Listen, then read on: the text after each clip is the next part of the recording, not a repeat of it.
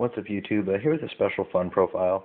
I came up with a competition for Kaijudo Dojo called Perfect Eighth, where the idea is to build a as competitive as possible deck that utilizes all 5 civilizations.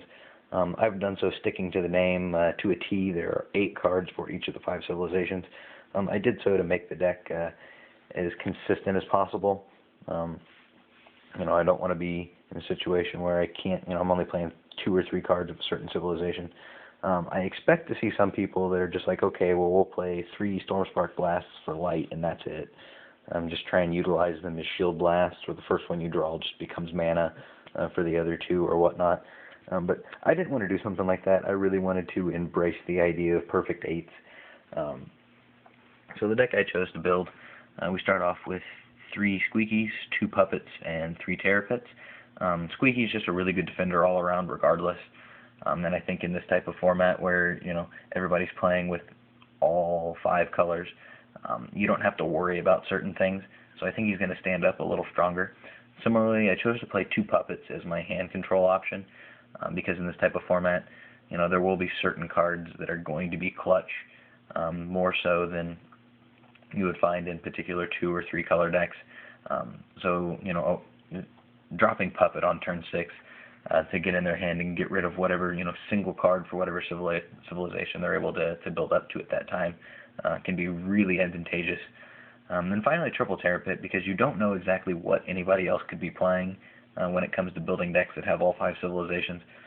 So Terrapin being universal made it the monster control choice spell for the deck.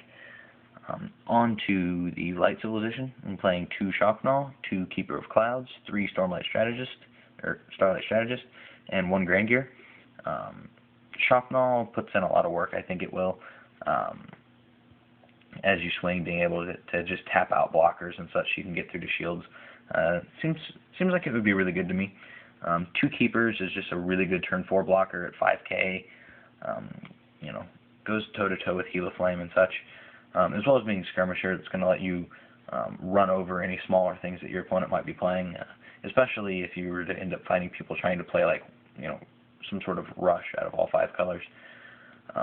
3 Starlight Strategists, sort of utilizing the tap control method for the Light Civilization.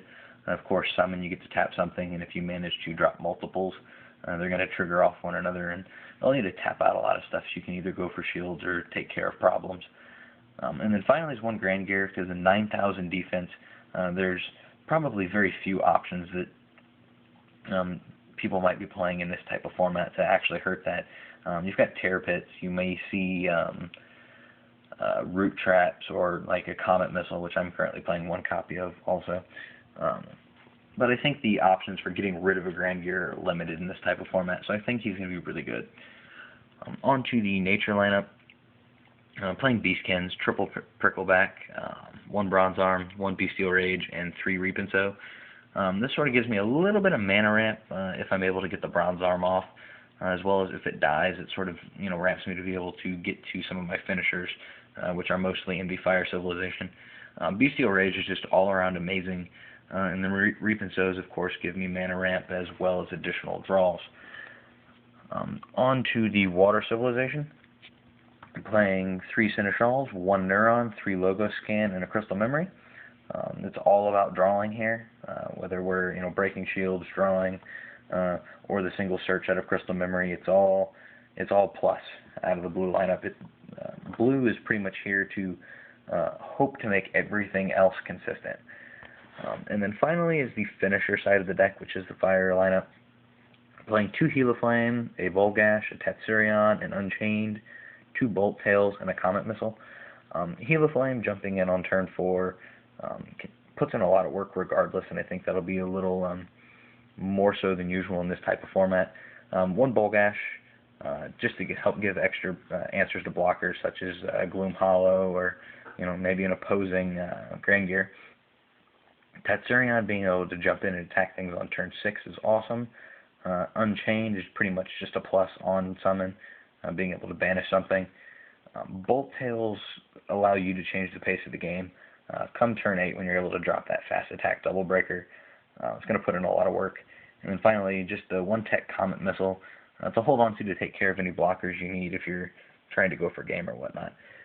So anyways, this is my perfect 8th build. Let me know what you guys think, and comment, rate, subscribe. We'll talk to you later. Peace out.